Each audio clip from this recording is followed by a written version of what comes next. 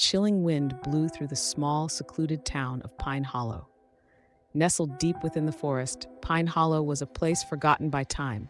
Its few remaining inhabitants lived quiet lives, their days punctuated by the rustle of leaves and the eerie calls of the night.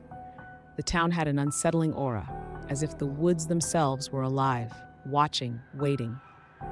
Thomas and Evelyn Hart, weary from city life, moved into the old Carrington estate on the outskirts of Pine Hollow.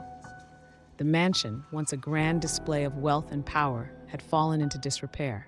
Its tall windows were cracked, and ivy crawled up the stone walls like twisted fingers. Yet the Harts saw potential, a place to start anew. The townspeople welcomed them with cautious smiles and polite nods, but there was something in their eyes, a flicker of unease that neither Thomas nor Evelyn could decipher.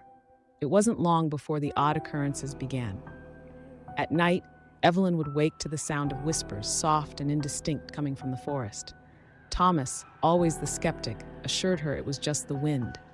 Yet the whispers persisted, growing louder and more coherent. "Help us," they would plead. "Set us free."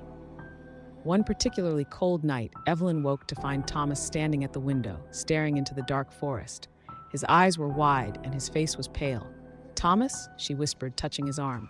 He turned slowly, his eyes filled with a terror she had never seen before. "They're out there, Evelyn. They're calling for us."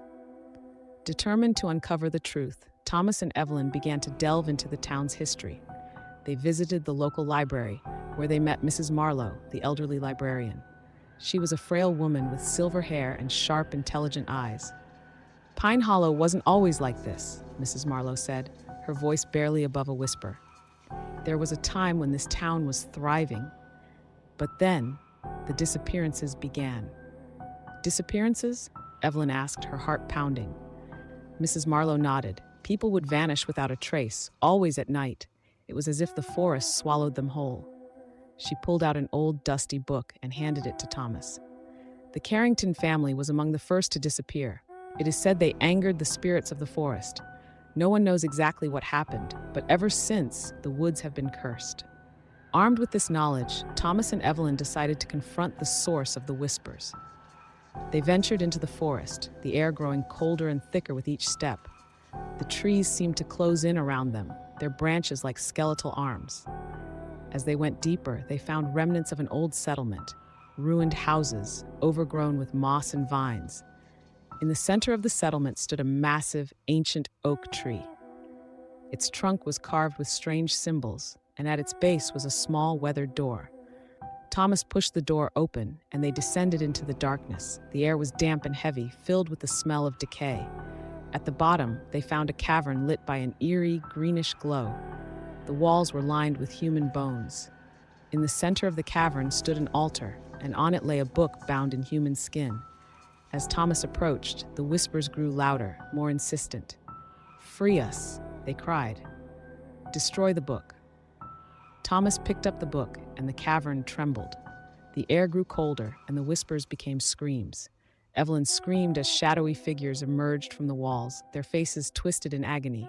"Do it, Thomas," she shouted over the cacophony. "Destroy it." With a cry, Thomas hurled the book into the fire pit at the center of the cavern. Flames erupted, and the shadows shrieked as they were consumed. The ground shook violently, and the walls began to collapse. Thomas and Evelyn ran, barely escaping the cave as it caved in behind them. The forest seemed to exhale, the oppressive weight lifting. The whispers were gone, replaced by the soothing rustle of leaves in the breeze. The town of Pine Hollow began to change. The oppressive atmosphere lifted, and the townspeople seemed more at ease. The forest, once a place of fear, became a place of beauty and tranquility.